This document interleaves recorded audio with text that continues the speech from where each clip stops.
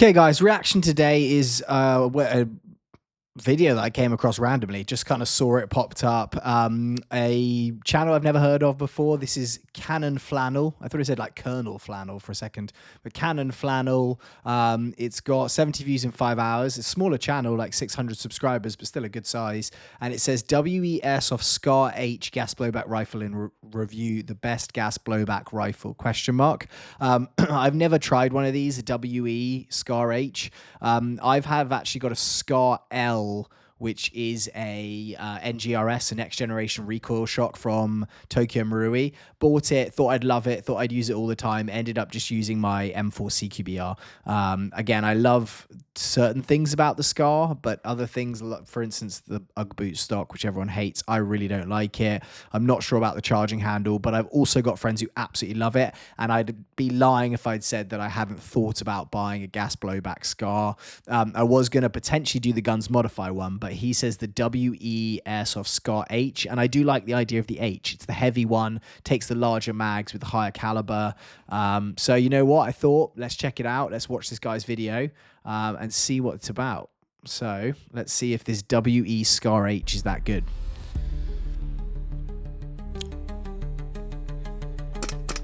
Okay, it sounds amazing. There's those big mags. Sounds really cool. Almost kind of sounds a little bit like the mags dying though. You know, like gas is running out. He's got a pretty sick paint job on it, for sure. They have some good photography. If you ever bought a Belgian gun and then made it your entire personality, hit that subscribe button. I'm Bart and this is Canon Flannel. Today we're talking about... Okay, what country is he from? Because the accent, I can kind of like... He's talking about Evite Europe. Poland, airsoft-supplies.pl. I'm going to say Polish. That would be my guess for this. If you're watching this, Canon, Flannel, tell me if you're Polish or not. Scar H by WE. Okay, so before we start an older with the replica video, as well, let's thank the sponsor of this channel. Let's start with Evite Europe. They've been supporting us for a while. Moving on to Airsoft Supply, it's a local shop from Warsaw where I live. It's run by my friend actually. Yes, they are supporting Warsaw, us by Poland. providing gas and ammo for all of our videos. And last but not least, let's thank Proper Grid. They're a tactical gear company from Poland, and we've been actually involved with them a lot. We've been testing the prototypes, feedbacking them, and overall we've been quite involved with the design of their new products that are coming soon. So let's just quickly go over this outfit because I think it's pretty amazing. He's kind of got like a Hawaiian shirt with coral and fish on it mixed with Marpat, and I think, and this kind of like, I don't know, like ranger kind of hat on there. I mean, my wife would probably say this is like the biggest clash of different patterns and colors ever, but I actually think it looks pretty cool. Now that we got that out of the way, let's move with the rest Axe of the on video switch on the and top. talk about the gun. Apologies there, guys. Little son ran in with a load of Monopoly money and said, "Look how much money I have, Daddy." So apologies. Let's get going again. Okay, so that paint job's pretty crazy. It's kind of like, you know, it's like it's gonna be effective. It's breaking up like the actual like shape and the like the hard lines of the actual replica, but it's also like it's not like a typical camo that I've ever seen. Okay, so what we've got here today is the replica of the legendary Scar H used by pretty much all of the US Special Forces in Afghanistan at some point. Then they switched back to M4 because they're just not cool enough to use it. So we've got a 30-round magazine and 30 rounds is good. Ambidextrous charging handle and fire controls. So the charging handle isn't actually ambidextrous, but you can swap the side, which is on. So you can make it ambidextrous if you want. Except that, pretty much standard. Top rail, side rails, bottom rails for... That's another thing for me is like the rails, it's just bulky. I kind of want something that's going to be more M-Block style, or I can kind of... I know there are some aftermarket Scar rails, but that's always been a hold up for me. All of your accessories. The stock can be broken like this for ease of transportation. It's so chunky. And also you can regulate the length of the stock and height of the stock. So in terms of features, that's pretty much the gun itself. We're going to talk about what's inside in a while, but first let's chrono it and let's get shooting. Is that a Marpat sling as well? Okay, so it's time to chrono. We are in the high open NPAS setting, so we should be getting a lot of power. We're loaded with 03 BBs and red gas. So red gas is heavier. 2.56, Joules. 2.59, 2.55, Pretty consistent. 2.48, 2.47, 2.45, and 2.36. So That dropped off at the end there. Since we've got our NPAS in the high open, we're getting probably more power than we need. Yes. Although the 2.5 joules. At least in Poland, you can still play with that as a DMR, but for the folks in UK, yeah, I'm sorry, but yeah. For the guys with the lower power limits, we're gonna close the NPAS. I was gonna say that's the advantage of the NPAS. What kind of power does it come with an NPAS though, stock, or he's put one in aftermarket? We're getting after we close the NPAS.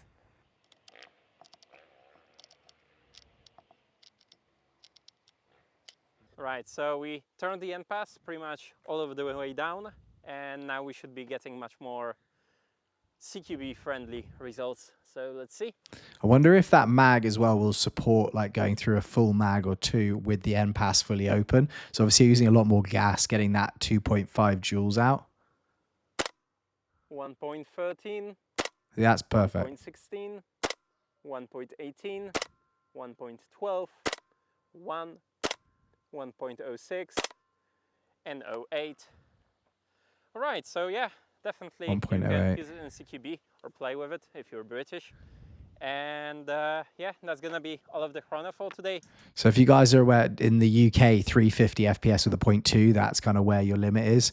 Like 1.2 joules, 1.5 joules in the US, so we get to like 400 FPS with a 0.2, and then obviously in Poland it sounds like they're more relaxed. Now we're gonna get shooting, see what range we're looking at and what kind of precision we're talking with this wannabe DMR.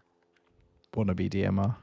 All right, so now we're gonna do some shooting where we're gonna be doing that still in the low NPAS setting, because well, the more power you're gonna give it, the longer it's gonna shoot.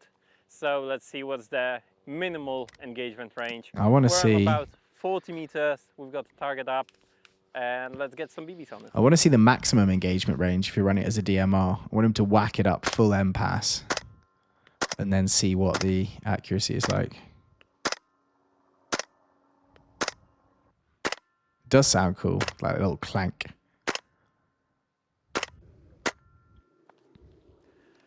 All right, so you get bolt lock as well. Now we can see what we actually hit and how it's looking. Reciprocating bolt, that's one thing I think with the guns modified that it doesn't have, which really turned me off, which this one does. But that's what the magic of the playback's for. We're not going to be walking there. So now we're going to be talking a little bit about how I modified the gun, because this is not a stock gun. I had it for a while. So this is more of a vibe check than a review.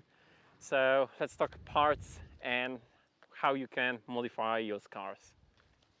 Right, to field strip it, we need to get rid of that pin. So just pop it out, take the lower out. So weird Then compared to an AR, which you're so used to. So you just pull it up. So that's a stop. Then we take out the guidance rod, and finally we can remove the bolt. So you need to get rid of the charging handle and then just push it out. So it's a big bolt, isn't it? With the bolt in hand. So the only thing that I modified here is the nozzle itself. Right now I'm using the nozzle by Ratech with their magnetic NPAS. Before that I've used both stock nozzle and Poseidon anti-icer nozzle. The last one, the Poseidon, was actually sort of a failure for me, because it broke after only 100 BBs, and I think that was 2 Celsius, so not much of in cold weather and anti-icer equipment. So definitely, personally, not recommending 2 Celsius, that's pretty cold. For this car. But the Ratech been handling it quite well. The end pads give you a lot of wiggle room in terms of what power do you want from your gun. And yeah, overall, also improve the consistency and gas efficiency for the gun. So moving to the lower, I'm still rocking the loved or hated stock WE trigger set. A lot of people are recommending to just swap them out of the box for the Ratek steel set, but personally decided against that. First, it costs quite a lot of money. How much? Second, if it works, it works. When it breaks, I will think about replacing it with the Ratek, but so far so good. And this replica is, I think, 6 years old right now, and it's been with me for the last year. Pretty much no signs of wear on the trigger set, it's just dirty. Clean it. So moving on to the barrel. Recently I wanted something a bit longer, so replaced. You can see the inner barrel sticking out. Maple leaf Crazy Jet that I had with a unicorn barrel. I had it for about 2-3 weeks. I've been shooting it quite a lot. So That's what good, I or no? noticed that I'm getting tighter grippings and the range improved a little bit.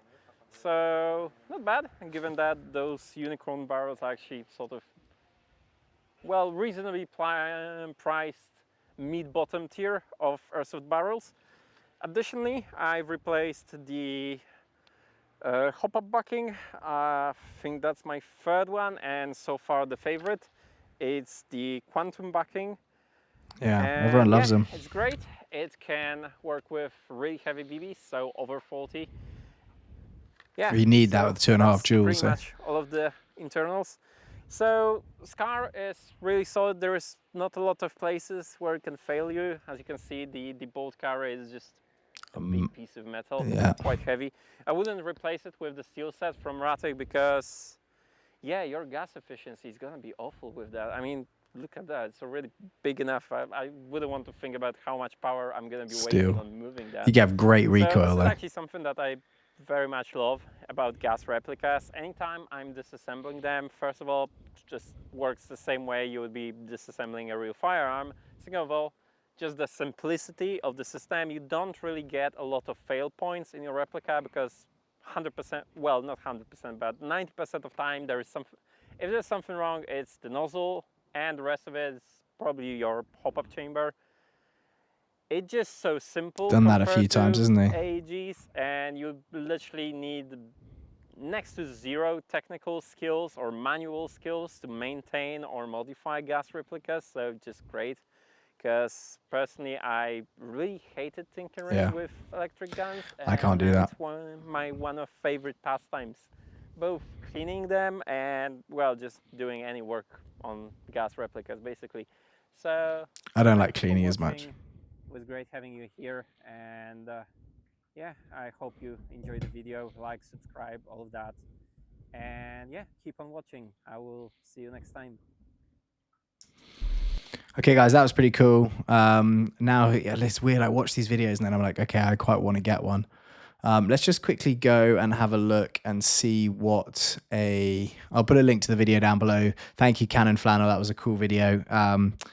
What is it? A WE Scar H Airsoft. How much can we get one of these for? $460. So it's not too bad in terms of like the cost. However, look at these bad boys, $80, and they're sold out. An $80 mag is quite a lot. V3 seal, so it's WeTech. But the actual cost of the replica is pretty good considering. And then they got the R8. Okay, we won't look at that in this video, but I might go and have a look at that now and just kind of see what price that's going to be in terms of like the upgrades that he needed to do. But yeah, guys, thank you so much for watching. I hope that was enjoyable. I really enjoyed the video. He literally just posted it. So I think it was what gas replica would you want to see next? That's his first comment. So I want to know what you have. I'm going to look at your channel now and try and figure it out. All right, guys, thank you so much. Hit the bell and I'll see you on the next video. Goodbye.